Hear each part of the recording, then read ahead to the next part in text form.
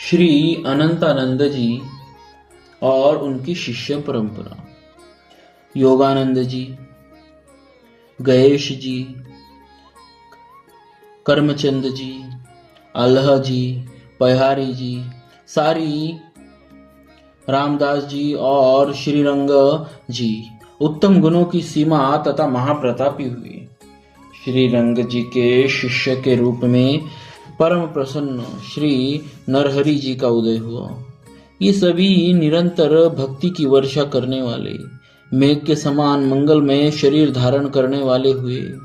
श्री अनंतानंद जी एवं उनके शिष्यगणों ने श्री रामचंद्र जी तथा श्री कृष्णचंद्र जी का निर्मल यशोगान करके पवित्र कीर्ति रूपी धन का संग्रह किया। श्री अनंतानंद जी भगवत भक्ति रूपी समुद्र की मर्यादा थे। पद्मजा श्री जानकी जी ने अपने सिर पर अपना वरद हस्त कमल रखकर आशीर्वाद दिया। श्री स्वामी अनंतानंदाचार्य जी के पूज्य चरण कमलों का स्पर्श करके उनके ये शिष्यगण लोकपालों के समान भक्तजनों का पालन करने वाले हुए। यहाँ श्री अनंतानंद जी तथा उनके शिष्यों का चरित्र संक्षेप में दिया जा रहा है। श्री अनंतानंद जी महाराज स्वामी श्री रामानंदाचार्य जी महाराज के 12 प्रधान शिष्यों में से एक थे। आपके गृहस्थाश्रम का नाम पंडित छन्नूलाल था। आपका जन्म श्री अयोध्या जी के समीप रामरेखा नदी के तट पर स्थित महेशपुर नामक ग्राम में हुआ था, परंतु आपकी शिक्षा दीक्षा काशी में हुई और आप वही बस गए। आपके पिता पंडित श्री विश्वनाथ मणि त्रिपाठी सनाढ़ ब्राह्मण थे। भगवान श्री राम और अयोध्या धाम के प्रति विशेष निष्ठा होने के कारण ये अवधू पंडित के नाम से विख्यात थे। अवधू पंडित भगवती सरस्वती के बड़े भक्त थे। कहते हैं कि माता सरस्वती जी के ही आशीर्वाद से कार्तिक पूर्णिमा संवत 1363 विक्रमी को श्री अनंतानंद जी का जन्म हुआ था। महापुरुषों का जीवन बहुत ही विषम होता है। गोस्वामी तुलसीदास जी की भांति आपकी भी माता का परम धाम गमन आपके जन्म के ठीक बाद ही हो गया था। उसके कुछ समय बाद पिता की भी छत्र छाया सिर से उड़ गई। अब तो बालक छन्नू अनाथ ही हो गए। ऐसे समय में अवधू पंडित के यजमान ग्वालों की दृष्टि आप पर पड़ी। उन लोगों ने आपका लालन पालन किया। थोड़े बड़े होने पर आप भी ग्वाल बालकों के साथ वन में गाय चराने लगे। एक दिन आप वन में गाय चरा रहे थे कि उसी समय आपको दिव्यवंशी ध्वनि सुनाई पड़ी। आप उस ध्वनि से आकर्षित होकर उस स्थान पर पहुंचे जहां सौरू नामक सावला सलोना बालक अपनी गाय को चराते हुए वंशी वादन कर रहा था। आपकी बालक सौरू से मित्रता हो गई। अब तो सौरू के साथ गाय चराना और उनका वंशी वादन सुनना आपका नित्य कार्य हो गया। आप मित्रों की मित्रता इतनी प्रगाढ़ हो गई कि एक पल का भी विरह अच्छा नहीं लगता था। अतः आपने एक दिन अपने मित्र से यह बात बताई कि स्वयं को भी अपने घर ले चलने को कहा। कहने की बात नहीं कि आपके मित्र सौरू और कोई नहीं, अखंड ब्रह्मांड अधिपति गोलोकाधीश्वर भगवान श्याम सुंदर श्री कृष्ण ही थे।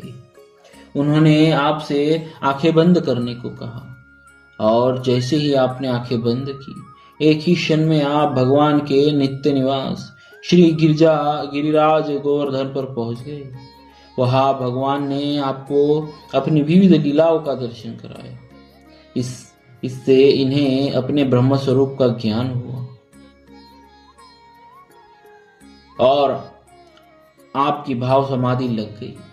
पुनः समाधि से जागृत होने पर आपने अपने आप को उसी वन में, उसी स्थान में पाया जहां आपकी सौरू से भेंट हुई थी। अब तो आप विरह व्याकुल हो उठे। इधर भगवान ने पंडित श्री श्याम किशोर नामक एक भगवत भक्त ब्राह्मण को ध्यानावस्था में आज्ञा दी कि वह आपको अपने घर लाए और लालन पालन करे। पंडित श्री श्याम किशोर जी को भी कोई संतान नहीं थी। प्रभु की आज्ञा मान उन्होंने आपका पुत्रवत पालन पोषण किया और विद्या अध्ययन के लिए काशी ले आए और फिर यही बस गए।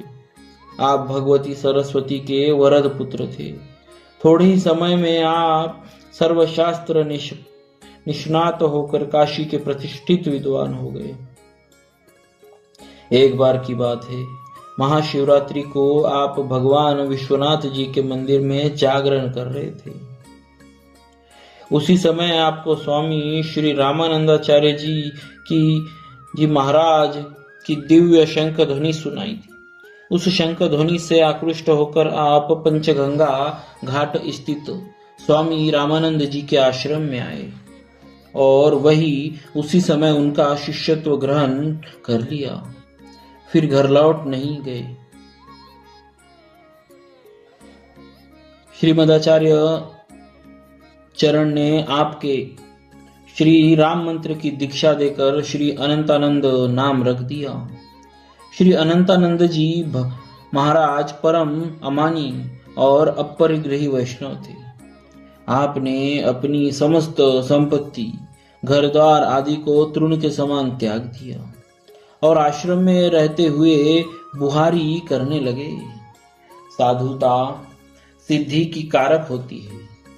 अनंतानंद जी गुरु कृपा से सिद्ध महात्मा हो गए थे। एक बार श्री कृपाशंकर जी नामक एक सिद्ध योगी आचार्य चरण श्री रामानंद जी महाराज के दर्शन करने आए।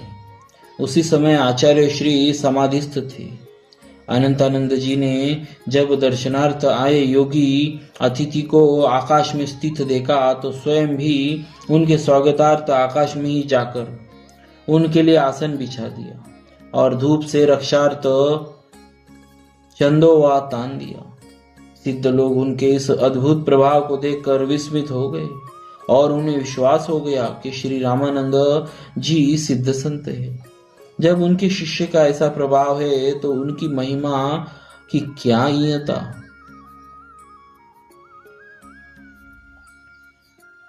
भगवान श्री कृष्ण के प्रति बालपन का आपका मित्र भाव जीवन भर बना रहा और प्रभु भी आपके प्रति अपना मित्र भाव को निर्वाह करते रहे। कहते हैं कि एक बार आश्रम में नित्य भोग के लिए दूध की आवश्यकता थी और दूध देने वाले गौले के यहाँ अशौचा अवस्था थी, अतः उसके यहाँ का दूध स्वीकार्य नहीं हो सकता था। ऐसे समय में आपने अपने बाल सखा सौरू का दूध के लिए स्मरण किया और भगवान भी उनके भाव की पूर्ति के लिए दूध लेकर सौरी के रूप में उपस्थित हुए। अनंतानंद जी अपने समय के काशी के प्रतिष्ठित विद्वान थे, परंतु विद्या का अभिमान आपको लेश मात्र भी नहीं था। एक बार कश्मीर के एक दिग्विजयी पंडित ने आकर काशी के विद्वानों को शास्त्रार्थ की चुनौती दी। इस पर सभी पंडितों ने एक स्वर से कहा कि यदि आप अनंतानंद जी महाराज को शास्त्रार्थ में पराजित कर देंगे तो हम लोग अपनी हार स्वीकार लेंगे। श्री अनंतानंद जी ने कहा, भाई हम तो साधु हैं, हमें शास्त्रार्थ से क्या काम।